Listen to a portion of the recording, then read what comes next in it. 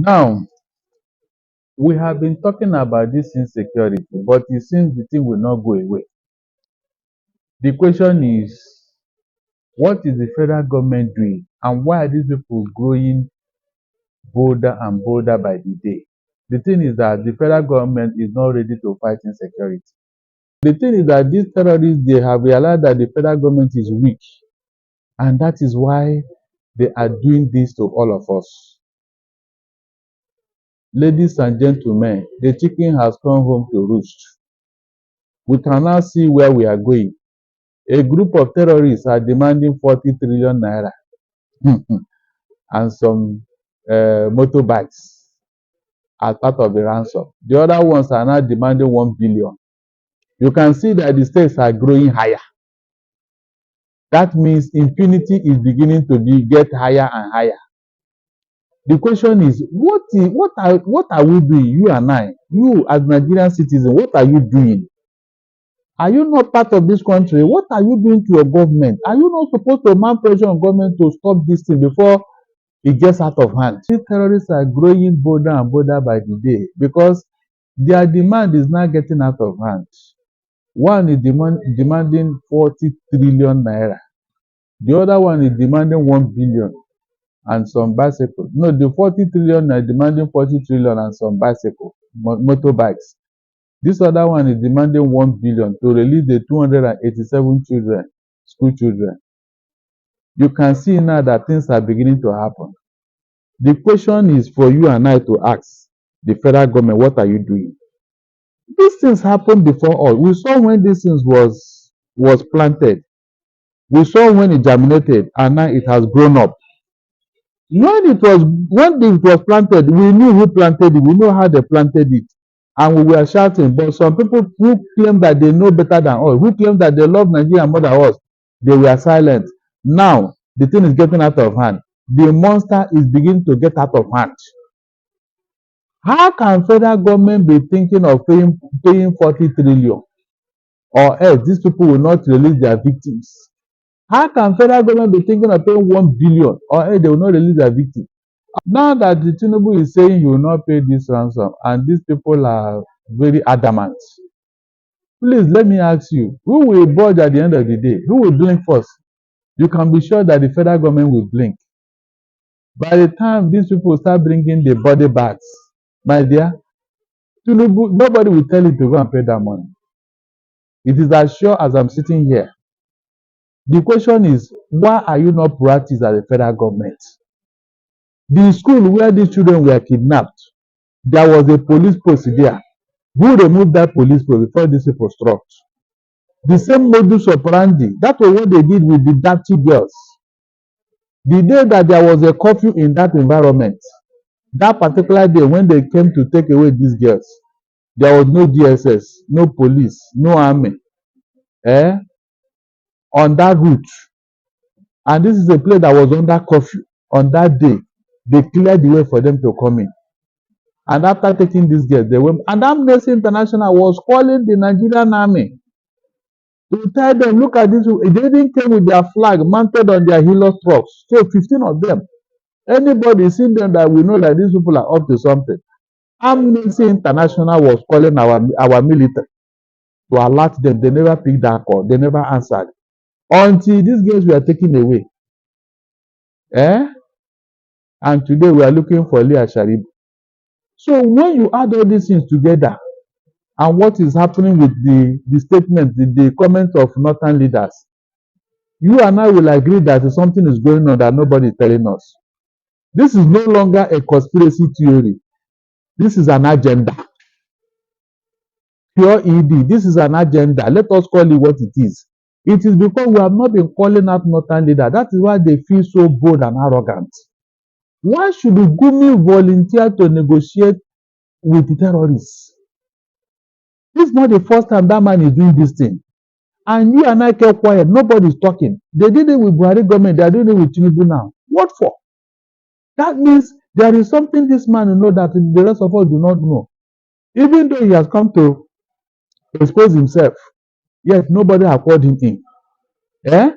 Imagine somebody in the south saying that he wants to negotiate with IPOB.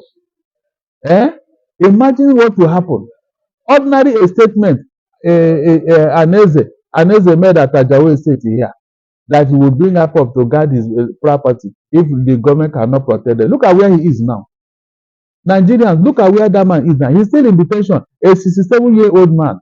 But Gumi is here, going in and out in terrorist den. Nobody have asked him, what are you doing with these people? He even said that we should negotiate, that if we don't, that they will continue what they are doing. That nobody should touch them, that they are their boys. Gumi made all these statements, and the federal government is aware, yet they kept quiet. You can see now that there are people supporting these boys. It is as clear as the sky. Everybody can see it now. But you Nigerians, what are you doing? Did anybody hypnotize you? Hold on. If they destroy this country, where will you go? Have you asked yourself that question? Why would you allow some selfish individuals, from some selfish and unpatriotic individuals to destroy Nigeria? For what? This thing that we are suffering today, it is made by somebody. Somebody created this problem for us. And you still keep quiet. The one they have done to you is not enough. You allow them to be doing more and more. For how long, Nigerians? For how long?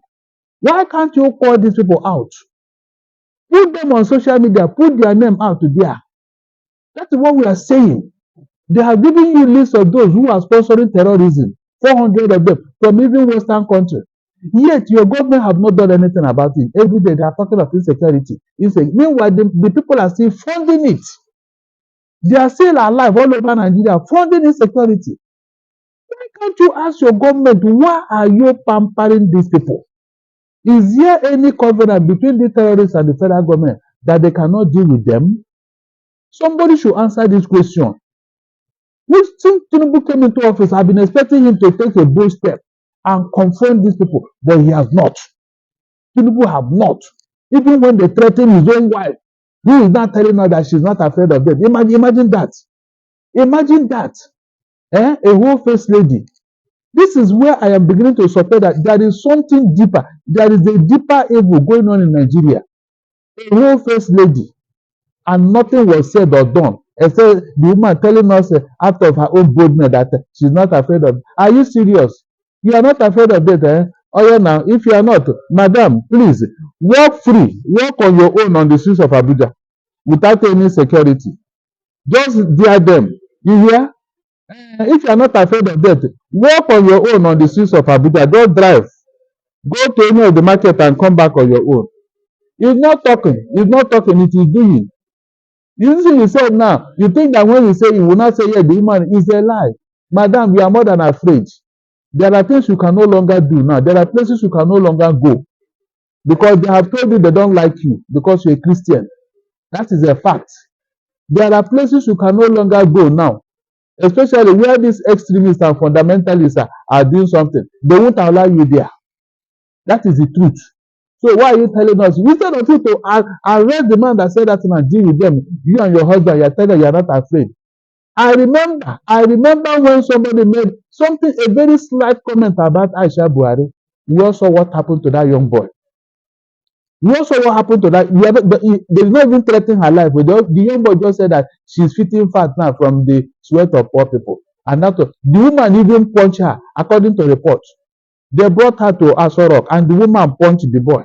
And they said she even got injured for doing that. Now you are telling me you are not afraid. So the matter is dead now. Let somebody from the southeast make such a statement too. Let's see whether you end it like that. That is what I've been saying here, that there is something you people are doing. These people who claim that you don't know anything about building a nation. Selective judgment and selective prosecution can never build Nigeria. You see this selectivity that you people are doing, it will never make Nigeria a nation. Until you people begin to apportion blame accordingly. You have the rule of law as your golden principle. Nigeria is not moving forward. Mrs. Oluremi, let somebody make the same statement against you from the southeast and let me see how you react. Of course, everybody knows what will happen. If a slight statement by Ezemo Jago from Ajawo State can end her prison term, then what are you now saying? He did not even threaten anybody. He did not cause anybody. He was only talking of his own security. And look at what happened to him. Then these terrorists that are doing this, have they not been proscribed? Both to Fulani killer herdsmen, both to bandits, both Boko Haram, both ISWAP, have they not been proscribed? Yeah, they are waxing strong in the north. Nigerian, these people are still waxing strong in the north. They are still dictating terms for the federal government. They are still telling you what they want. Yet we are one Nigeria. But let somebody cough in the southeast, the whole army will go there to ask him, why did you cough? Why did you cough? And we are one Nigeria. You can see how you people are destroying Nigeria. You people that claim to be in leadership, you can see it now. Because by the time you do not treat your children equally, of course they go into rebels. You have 3 children in the house, you are pampering 2, and the other one you are making him look an outsider. How can there be peace in that house? That one will grow up to realize that his father hates him, and he will not allow peace to reign in that house. So what is wrong in treating everybody equally? That's my question. What is wrong? Why can't people be treated equally? After all, this thing that the Igbos have been saying since 1967, is that not what is troubling Nigeria up to today? The Aburi Accord that Ojukwu went to agree with Gowon, go and check it. That is the same thing they are talking about today, so restructuring. If they had done it that time, all of us would have moved on. But you people said no. Every time an Igbo man brings suggestion that will help us move on, instead of you to look at it, you start persecuting him. You start threatening him. Is that how to build a Nigeria? Anybody can say anything in the north and get away. But let an Igbo man even reply. You know that he said it, he replied though. They will leave the man that said something and start pursuing the Igbo man that replied him. That is one Nigeria for you. Every time, one Nigeria, one Nigeria. My dear, there can never be one Nigeria with this selectivity. It can never happen. You are just postponing the evil day. Whether we like it or not, we are postponing the evil day. As long as you don't wake up as a leader and do the needful, especially from where we copy this democracy, we are wasting our time. We are completely wasting our time. It is a pity Tinubu inherited this type of thing. But he said he will continue from where Barr stopped. So why should I pity him now? Why should I? If he had come to have a paradigm shift and say, look, I'm going to be a Nigerian president and do things properly, at least some of us here would have been helping him, would have been saying, okay, this man, but he's not helping himself. He's not helping himself. The people that took time to go and kidnap 287 children from their school, do you think they're joking? That you are now boasting that you will not pay ransom? How can you say that? You know, if the body bags start coming, Tinubu, are you still going to keep quiet? No, tell me, are you still going to keep quiet and do nothing? They will definitely collect that money. I'm sorry, they will collect that money. You pay that money, even though you don't pay all of them, you pay that money. That is the truth, because those children, we are not even sure that all of them will come back, because the harsh environment they gave them, some of them cannot withstand it. They cannot. That is the truth. By the time they start showing you picture of mutilated body of these children, nobody will tell you to eat your words. Nobody. Okay, if you are even the chief of the commander-in-chief, what have you said to your army chiefs concerning this issue? Where we are there when this thing happened? That is the question Tinubu should be asking the army chiefs. Where we are there when this thing happened? Why we are the children taken so easily and march into the forest on foot? You can imagine the level of speed that these children can move with. Children, that means they just went leisurely. They were just going. An entire school, 287, just marching inside the bush. And no security agent accosted them. Is that not enough for you and I to suspect that something is going on? Hold on, is it not enough for you and I to suspect that something is going on? Mention any time in the southeast where IPOB carried out this type of wicked action. I mean IPOB that you prescribe. Mention any time they did this type of thing in the southeast. Mention. You can see now. But you have been pampering these people, pampering them. That's why they have grown up. They have grown up with so much impunity and arrogance. But when we are shouting here, nobody paid attention. You are left the leprosy that was worrying us, and you are treating rashes. That was why the leprosy had now escalated all over the place. And now you can no longer manage it. That is true. We saw it. We knew everything that happened. But we are saying it here, they say, no, we should not talk. That time when you mention Buhari, don't mention Buhari. Oh. When you mention Fulani, don't mention Fulani. Oh. Now look at it. Look at where we are. Look at where we are. Yet this government think that they are wiser than everybody. Mention any country in the whole world where this type of thing has happened. They did it with Chibok girls. APC was laughing and clapping. Now it is their turn. Eh? The Lord of Karma. You can see it now. APC was clapping that time because it was PDP in power. Now it is their turn. Were they not the one telling Jonathan to pay money, to negotiate, to do this? Now, Tinubu said, you will not pay any ransom. Are you serious? Let's see whether you will not pay. Let me see how they will just release all those children. Eh? Let me see how they just release them like that after all the effort they put in to come and pick them up. You know it's not possible. The question now is, what are you doing? You and me. What are we doing? Because these people want to destroy Nigeria. Will you allow them? Will I allow them? The ball is in our court. Because we own this Nigeria, not these people. Do you know that people do it? They even migrated into Nigeria. They are not one of us. So. If these people are truly in Nigeria, they cannot be doing this to us. They cannot.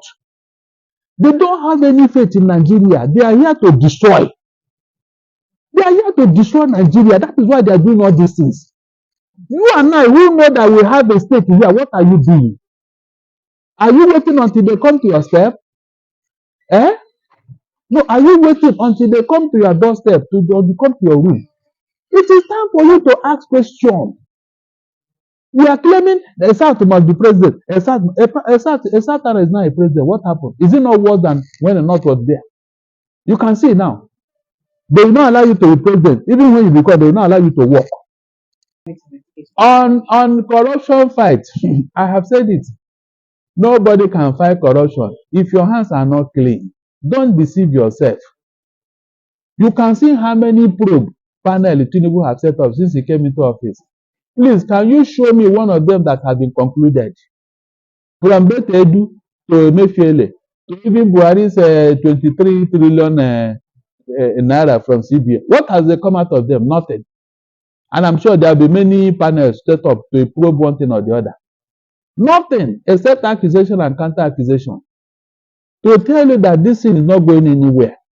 Since Emefiele's case, even during Buhari, this thing started with Buhari when Buhari was in office. Up to today, no, Emefiele have not been charged to court. Emefiele have not been charged to court. Rather, every day they will bring one useless allegation or the other against you. Just to postpone the evil day. At least by now, you should have heard one thing against him and take him to court on that. You don't need to bring all the charges on head. Get one that you can take to court and take it. But they cannot, because they know when they call Emefiele will call Buhari. That is what is delaying Emefiele's case. There is nothing anybody can accuse Emefiele today and take him to court, and Emefiele will not call Buhari's name. That's where the problem is. And now Tinubu is afraid of allowing anybody to take Buhari to court. You can see the dilemma he is in. So if you know you don't have the balls to bring this investigation or implement the recommendations of the investigators, then why did you set up to do it? Why? Just to do small screen, to tell us that he's fighting corruption. Meanwhile, he is even promoting it. Because all the ones that have been discovered under his watch, he has not done anything about them, including his chief of staff. They say charity begins at home. Why not start from the low-hanging fruits? What he normally do is that at the end of the day, he will look for one small fry, somebody who has no political weight, a political orphan. He will use him or her as a scapegoat, and then say, yes, he's fighting corruption. Please, my dear, if you want to recover money, whom are you going to pursue first? Is it the man who stole 1 billion or the man who stole 1 million? Who will you pursue first? Get the 1 billion naira man, then 1 million naira, you can even forfeit it. That is the way I think he should go. Look for the big boys in corruption. Look for them. By the time you give them this other one, they will submit their own money without you talking to them. They will come and beg you, please. I hear say you don't catch one big brother, please. My own is small money. That's why I returned it. It's as simple as that. That is how it is. But Tinubu left what he's supposed to do, and he went all over the place looking for investors. Please let me ask you, Nigerians, with this insecurity and with this corruption, if you're an investor, will you come here? Be sincere. We are not talking of the infrastructural deficit. Oh, this no light, no water, no road.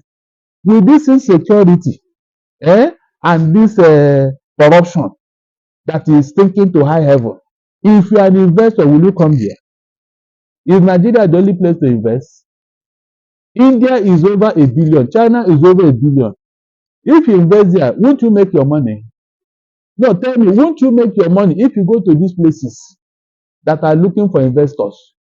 So what is this now that Nigeria is a good market? Which market? 200 million. We are like a local government in China. We are like a local government in China. All this propaganda you are telling what? Even South Africa. So what are you talking about? Every time, yeah, a good market. Which market? Market that people are relocating to Ghana here.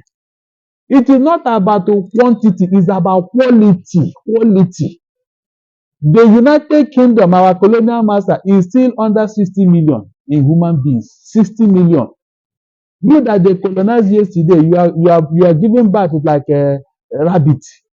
Is it about the population or about the quality of your population? What are you giving the world with your population? What is Nigeria contributing to the world with your population? Even the natural gift God gave you, you have not been able to harness it. You have not been able to. And you call yourself part of the human race. God gave you something to use it to develop. You are throwing it away like you don't need it. They are flaring gas. Our precious metal in the north, they are giving it away. Our crude oil, they are stealing it. And you call yourself a part of a human race in this age and time. Up till now, Nigeria don't have technology to do anything for itself. We still depend on the Western world. It is a very big shame. And you come out and call yourself giant of Africa, giant of Africa. And you are not ashamed. Giant of Africa, your children are begging for food. They can't eat. Some of them are running away through the desert to other countries. Giant of Africa. Please, how many Americans are here working for us? How many Americans? How many British citizens? How many Canadians? And these are the places your youth are running to. And you still come and beat your chest. You are giant of Africa. And since 1960, you have never done anything that the world can say, yes, this is the country. You are still depending on handout from Western world. If they don't give you, you will not eat. A giant of Africa. You borrow money for almost everything. Better do. Nobody will prosecute that woman. If they want to, they would have done it since. The woman was saying, she said it. She said they want to make her escape, but after all, Tinubu has skeleton in his cupboard. That is the truth. When she mentioned Ojo and Dadabi Amila, is that not where that matter got stored? That is what I'm telling you. That is what I'm telling you, Nigerians. When this investigation gets to a point, when certain names are mentioned, that will be the end of that matter. Remember when Emefiele was accused of sponsoring terrorism? That was the first allegation, a very serious allegation. I thought they would have gone to court with it by now. At the end of the day, GSF dropped the matter. Why? Why? Because the man will sing when he gets to court. There is no other reason why they are stalling Emefiele's case. I've said it before. So it's the same thing they are doing with a better edu. That woman will sing. That woman, remember that after that 500 and something million, there was another money that was discovered at 17 that was linked to her. So by the time you start, opening up the cupboard, the working skeleton will be coming out. That is why Tinubu cannot do anything. Like this Emefiele and the $6.2 million. You remember now that they are telling you that this money was shared among 12 people. Prominent people in this government. Prominent people in this government. So when they told me Emefiele first, I was just laughing.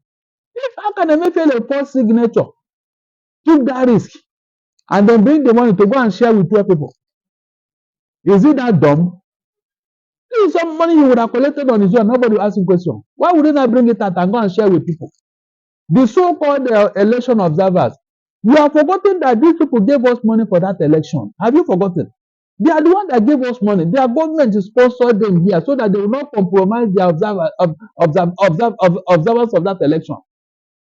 So how can you not be giving them money? For what? They didn't ask for your money. That they gave you money. That is why when people, I don't know, when government want to brainwash Nigerians, they just buy it. How can they give you money? How can you give them money when they're the one that gave you money to support your election? They came here to observe it. They didn't come here to collect money from you. Nigerians think when they tell you this story, don't buy it. This is what I've been saying. Election observer. If the money was not, have you asked this EU observer or this foreign observer? Have you asked them and they agree that they collected money? Have you asked them? Have anybody called any of them and say, is it true? How much did you collect from this 6.2 million? They know that those people will not even listen to such rubbish. That's why they are using them. You can imagine how dubious a government can be. Dubious. 419 of the highest order. Yet you are pursuing all these Yahoo boys who are collecting starvation allowance from their greedy partners. So who is the worst now? These ones are collecting money from foreign greedy partners. You are stealing from the poor here. You are stealing from the poor here. Are you not more wicked? No, hold on. Those ones are doing reparation. You are stealing from us. Are you not more wicked? Why does EFCC make those boys look like they are the devil themselves? Meanwhile, the real criminals, nobody is talking to them. Mention any 419 that collected 1 billion naira or $1 billion. But people are stealing that money right under our nose here. And nobody is talking to them. So who is the worst culprit here? You can see you. You can see your government. That is what they are. Selectivity all through. The bigger the thief, the more respect he has. That is the situation of Nigeria. So, if government does not go back to the drawing board on two things, insecurity and corruption, my dear, this country will sink further. It will sink further. Don't deceive yourself. Nigeria cannot survive under the weight of this corruption and insecurity. It is not possible. Whenever some ragtag people whom you don't even know where they came from, whenever they feel hungry, they just stroll into one school, pack everybody, and walk away. And you still think you're a government, you still claim you're a government. If you cannot protect life and property, then why are you a government? Please tell me. Everybody knows that this insecurity, it escalated under APC. It got worse under APC. It got worse. And this was what they used to campaign. This corruption, it got worse under APC. These were the things they used to campaign. And I've been telling anybody who cared to listen that from what is going on today, PDP was a saint in office. I have my facts. With what we are seeing so far under 8 years of APC, PDP was a saint in office for 16 years.